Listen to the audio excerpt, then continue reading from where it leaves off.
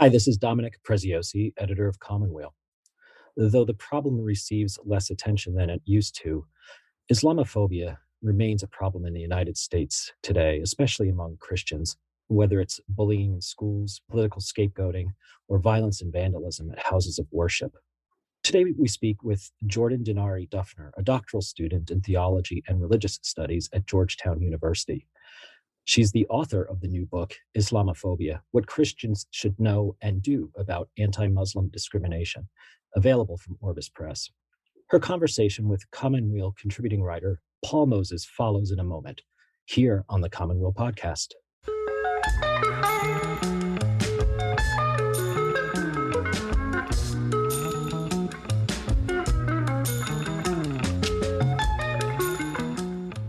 So I'm here with Paul Moses. Paul, thanks for being here today. Yeah, it's good to be with you, Dominic. So maybe we could hear a little bit about what you and Jordan discuss on the upcoming episode. Jordan, I first became interested in her work a few years ago when she did a study at Georgetown University on ways that a very harsh anti-Muslim message that really was not consistent with Catholic teaching on how to relate to Islam was getting a lot of play in segments of Catholic media. And I thought her report was really well done. And so she came out with this new book on Islamophobia. And it manages to be both accessible and very well researched.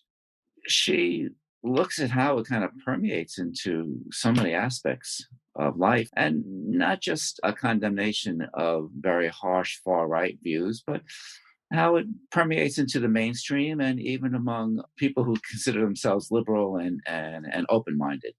So it's a very challenging book, and it seemed like a good opportunity to actually meet Jordan, whose work I've been following. Okay, that sounds good. Why don't we take a listen to your talk? Thank you, Paul. Jordan, it's first of all so nice to meet you. I've been aware of your work for quite a long time, and it's really nice to get to sit down and talk about it with you. And I thought for a starting point to ask about your new book, Islamophobia: What Christians Should Know and Do About Anti-Muslim Discrimination. It's obviously, even from the title, directed at getting me, the reader, to do something. What do you hope readers will take away from it? Well, I hope first and foremost that Christians will have a better understanding of the way Islamophobia impacts Muslims, whether it's hate crimes or negative political rhetoric or more institutionalized forms of discrimination. I think having a sense of what our Muslim siblings in faith have experienced, this form of religious bigotry, is really important. And then I hope that we will draw on our faith tradition to craft a response to this Islamophobia, that we will do work within our own Christian communities and the broader society to push back against this prejudice and discrimination that so often targets Muslims. Mm-hmm. Now, I'm trying to picture you speaking about your book at a typical Catholic parish, if there's such a thing as a typical one. There's so much diversity in kinds of parishes. And I think you can tell, the way a good speaker could, that some people are really into what you're saying, and they're leaning forward and they're just eating it up. And then there's other people, maybe quite a few, maybe not, depending on the parish, who are kind of leaning back away from you. It's like you're a lawyer making a case to a jury and you feel like the jury's going to rule against your client. What's that like for you? Because this is a difficult topic to talk to people about. It is. And like you said, I've received a wide diversity of reactions from Catholics and from Christians more broadly. Some people very much taking in and agreeing with what I'm proposing. And then other people are more skeptical of it. And, I get to an extent, I can understand where that skepticism comes from, because for many Catholics, they don't have personal experiences with Muslims as human beings. They've only been exposed to Muslims in the news media, often portrayed as violent or as terrorists, and they don't have a fully fleshed out view of who Muslims are as human beings. So I understand where that hesitation comes from. So one of the things that I hope to do in this work is to give people a firsthand look at who Muslims are, but also to help us really grapple with the stereotypes that we might be holding on to. And I do that in part by talking about the way that I myself have had to grapple with stereotypes I've had about Muslims and how I've had to start to try to overcome those, and recounting some kind of uncomfortable experiences of being confronted with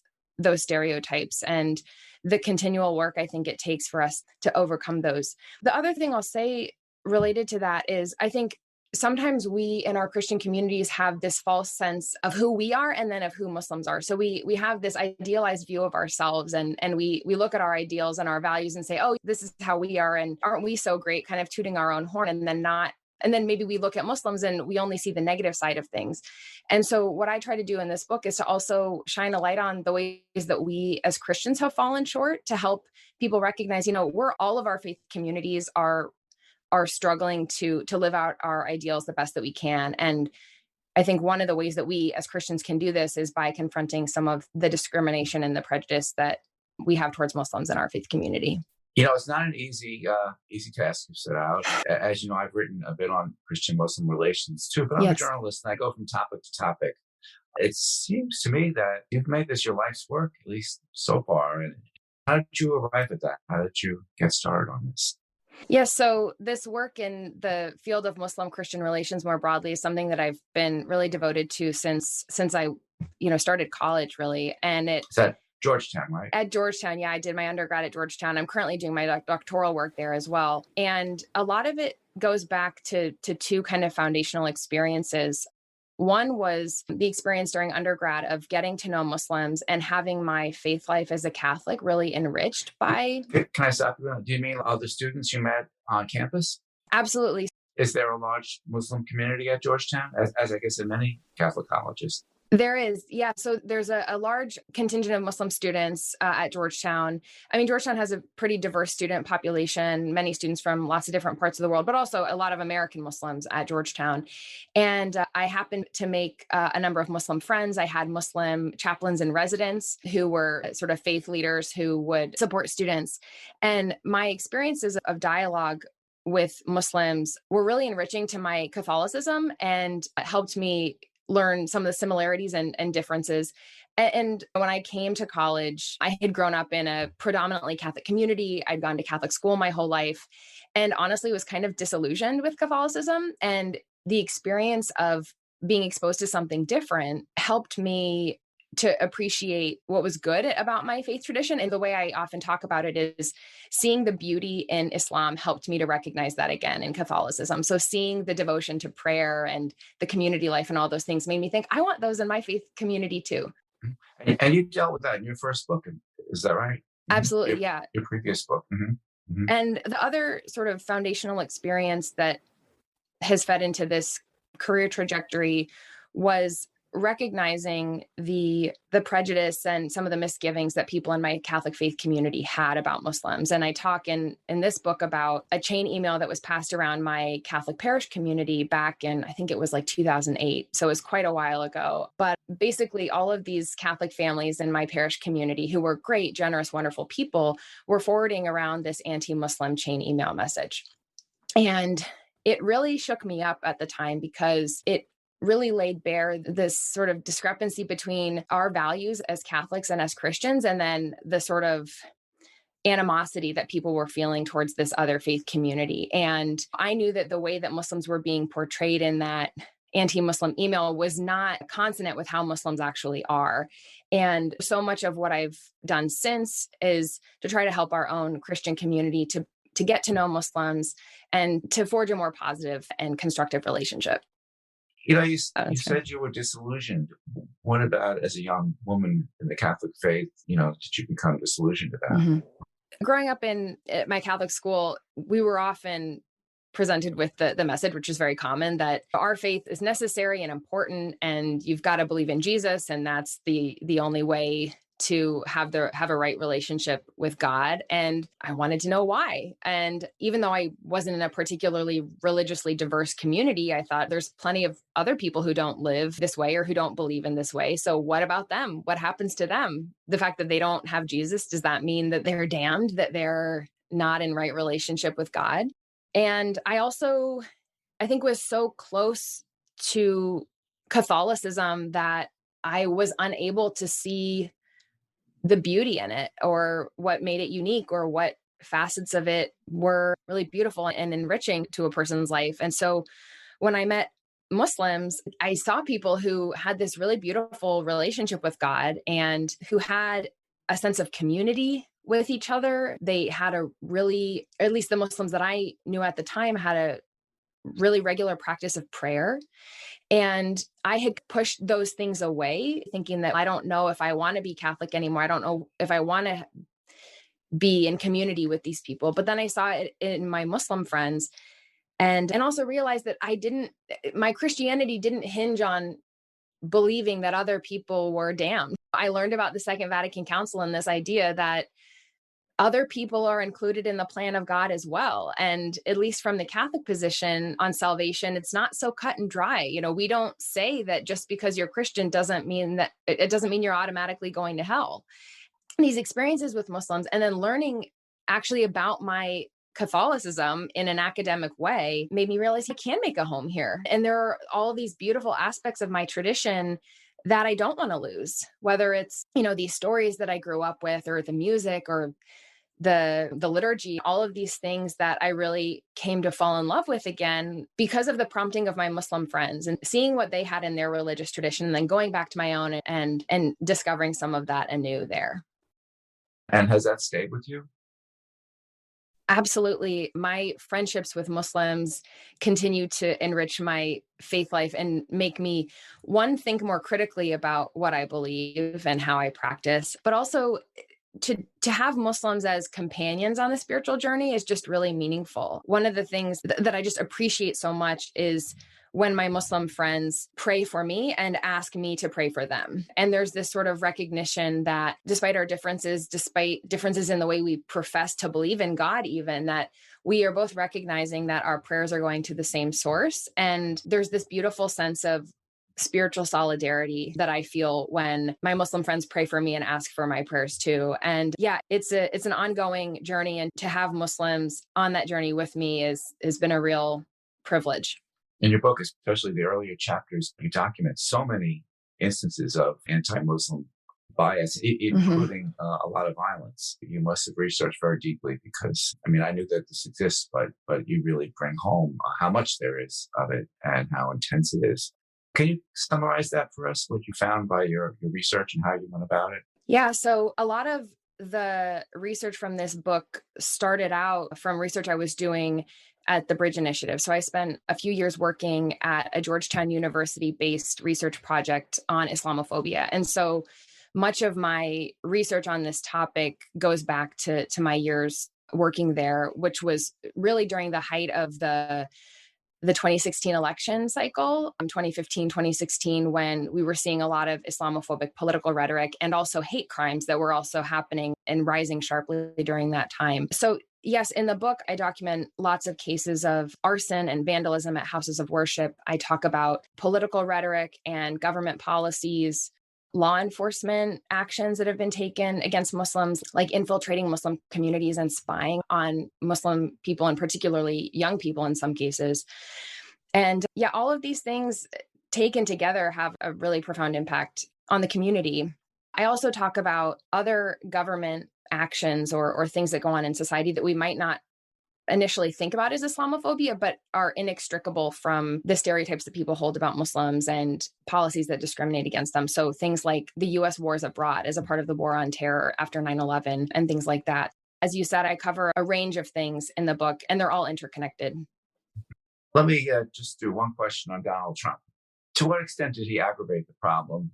Or, on the other hand, he certainly didn't invent it. In some ways, maybe his actions even helped to alert the public to the existence of Islamophobia. I think all those things are true at the same time. I think that Donald Trump wouldn't have campaigned as hard on Islamophobia if it hadn't already been established as a winning strategy, if the public didn't already have these kinds of misgivings about Muslims.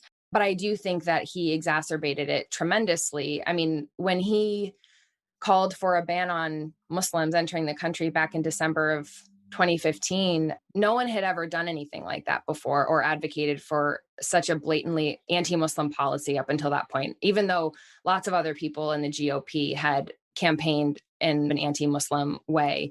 I think it was during that period that people, particularly on the left, first started to realize that this Islamophobia thing really is a problem. I know for me, when I first started working at the Bridge Initiative, I would tell people, oh, I'm doing research on Islamophobia. And they would look at me and say, what is that? What is that kind of jumble of words. But then during the 2016 election campaign, once Trump had really started this anti-Muslim scapegoating, people started to get clued in on, okay, this is a real problem. And there was so much hope, strangely, during that period, because even as, hate crimes were on the rise, the public, for the first time, the non-Muslim public, was starting to stand up and to stand in solidarity. And you saw so many beautiful expressions of that solidarity. I think we still have a long way to go, though. I think Islamophobia has fallen off of the public's radar, even as hate crimes and other forms of discrimination are still ongoing.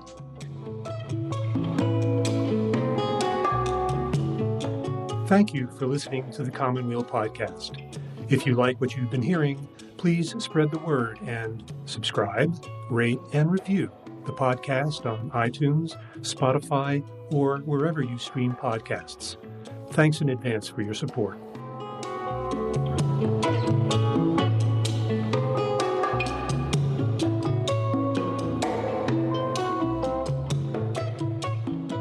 I should say in your book, you really let no one off the hook, because you speak of Islamophobia in liberal American culture and in the Obama administration and in the Democratic Party as well. Can you say something about that?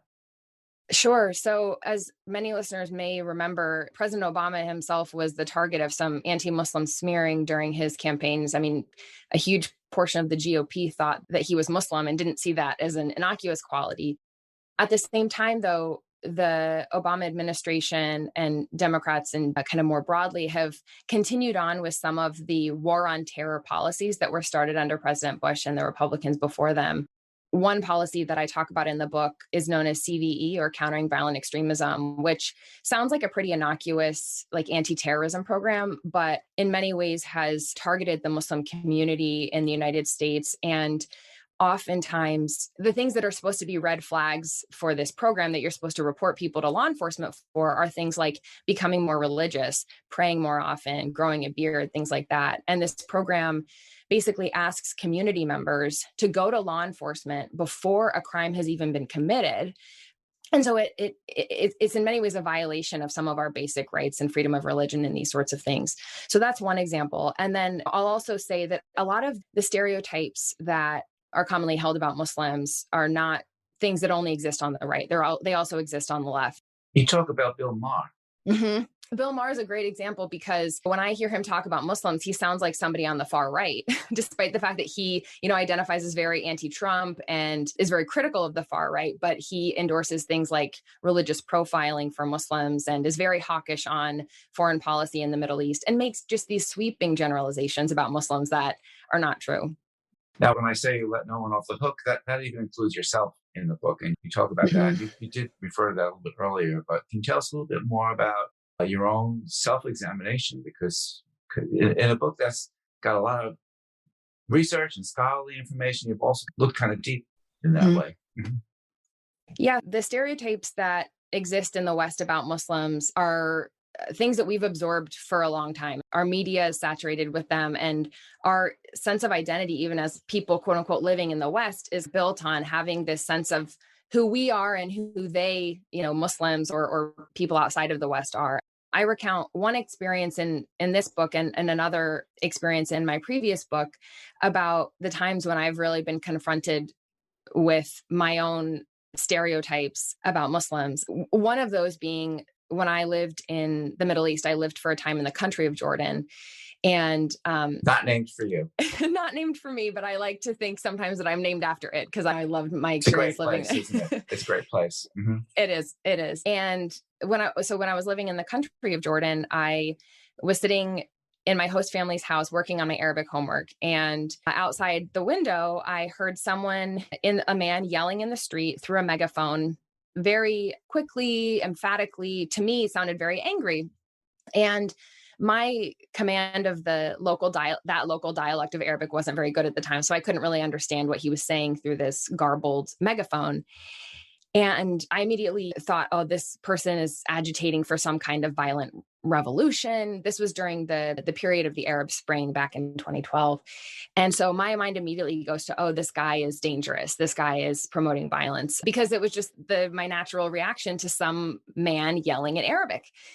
And so I asked my host mother, I said, who is that guy and what's he yelling about? Thinking that she would confirm my suspicions. And she said, oh, that's just a guy selling fruit and vegetables out of the back of his pickup truck. He's yelling about bananas and tomatoes and the sale that's going on that day. I chuckle about it now, but it was one of those moments where I thought, oh, wow, why did my mind immediately go to that negative interpretation? Why did I immediately think that this was some violent political revolutionary? And it's because I've, my whole life, that's the only context I've seen people yelling in Arabic on TV. And, that's just one example that I often talk about. But there have been other moments too. And I share those kinds of stories because none of us are immune to these kinds of stereotypes. And when we think about anti-Black racism or other forms of prejudice, we know that we don't always have control over the stereotypes or the biases or the reactions that we have. The most important thing we can do is to try to be aware of them and to unlearn them. And so that's why I share those stories, because it's a process. I think, like a lot of visitors to predominantly Muslim countries, you've seen a beauty in Islam and worship without intending to convert or anything, but just saw intense faith. But yet, whenever you try to talk about that with other people, don't you run into a long list of but what abouts, right? And I think the biggest of these but what abouts is, what about the jihad ideology that people who practice it say is rooted in Islamic teaching, and it has a lot of us very frightened. How do you relate to that and talk about that with people? Yeah, so obviously we're all very familiar with the kind of terrorism and violent actions that people who are Muslim and who claim the religion of Islam have undertaken in the West, in the Middle East. Lots of violence that has occurred. I think the thing that's really important for people to remember is that it's not a mainstream view, and that the vast majority of Muslims find that to be totally in contradiction to how they would interpret Islam. My Muslim friends are really saddened when Christians like us would assume that they would agree with like ISIS, because to them, it's a complete betrayal of what they believe Islam to be. Of course, people who are, in ISIS think that they're living out Islam in an authentic way, but that's such a small minority of the tradition. And I find that when people have personal relationships with Muslims, a lot of these misgivings about jihad or Sharia, for example, they fall away when you actually see how Islam is actually lived and how the vast majority of Muslim people understand their faith tradition. So that's one of the important effects, I think, that personal relationships can have, is that these narratives that we get from the media start to define our relationships to Muslims less. What really gives me a lot of hope is that there are more and more Muslims in newsrooms and working as filmmakers or in Hollywood and things like that, because ultimately representation in those industries is going to mean that Muslims are portrayed in more realistic ways. Speaking, going over then to the news media, are there people you think are doing a particularly good job? Yes, I think there are people that do a great job. Again, there's a lot more Muslims who are like news presenters and things like that now. And I'm thinking of Amina Nawaz on PBS NewsHour, is a Muslim woman who's front and center in the work that they do. Mehdi Hassan is British, but now is on American television. Ayman Moyaldeen, I think, is on NBC and MSNBC also. And also, I think social media is such an important platform now as well, that there are so many voices on social media who might not get onto mainstream television news, but who are shaping the media narrative in important ways. How about Catholic media? You did a report on this subject several years ago where you looked very deeply and found some disconcerting things about it. Has that situation improved since you wrote that report? And there are places you will look to that you think are kind of maybe explaining this in ways that Catholics would relate to? Yes, to just speak a little bit about the report that you mentioned. So when I was working full-time at the Bridge Initiative, I worked on a report that examined both Catholics' attitudes towards Muslims and then also to the portrayal of Islam and Muslims in Catholic media. And one of the things that really was disconcerting was to see that Catholics who more frequently consumed Catholic media tended to have more negative views of Muslims, which is not something that we want to see. And a lot of what I've been trying to do since then is to do more outreach to Catholic media organizations to hopefully shape coverage of Islam and Muslims for the better. And I've seen so much receptivity, not just from some of the larger national Catholic media outlets, but also from like diocesan newspapers. I have journalists who will reach out to me and say, "Oh, I'm thinking about covering this. What resources do you have on it?" or things like that.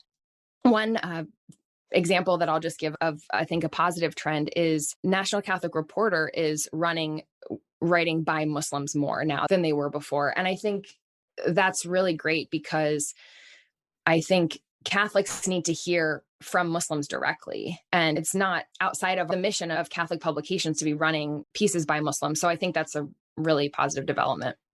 It seems like person-to-person contact is really your theme in a lot of ways, that it both personally and in how to overcome the problem of Islamophobia among Christians. Mm-hmm. It is. I think personal relationships are hugely important. And a lot of studies will show that the closer a personal relationship that you have with someone of another faith tradition, the less likely you are to buy into stereotypes about that group. And also in the case of Muslims, the less likely you are to, I think, advocate or support anti-Muslim like political policies. At the same time, though, I think it's important that we, on the Christian side of things, don't expect Muslims to devote their time to educating us and to coming into our churches and saying, please don't fear us, because, Muslims are trying to go about their own lives and live their own lives. And, many of them are quite willing and eager to dialogue with Christians and to talk about Islamophobia and their experiences. But I think I know a lot of Muslim friends who would feel really uncomfortable going into a church setting where there's people who are going to feel hostile towards them. And I don't want to put my Muslim friends in that situation.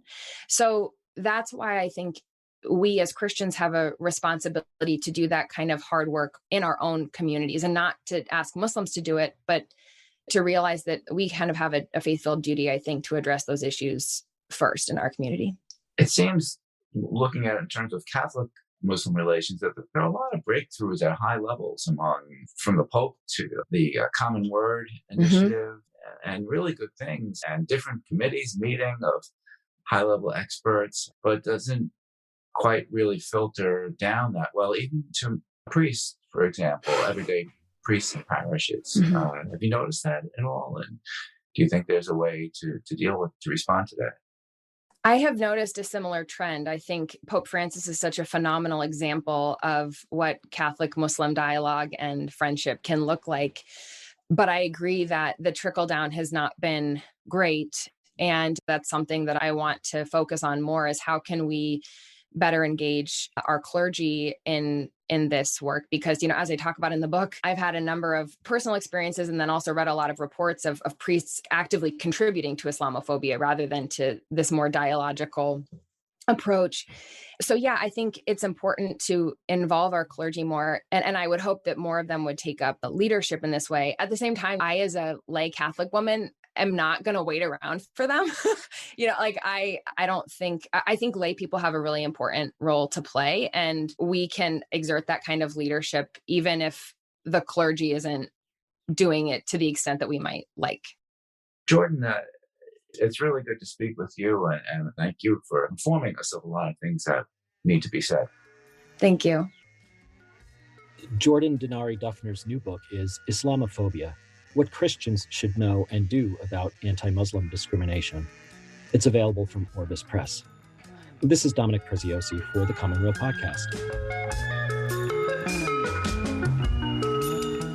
The Commonweal Podcast is produced by Assistant Editor Griffin Olenek and the Commonweal staff in partnership with Sandberg Media.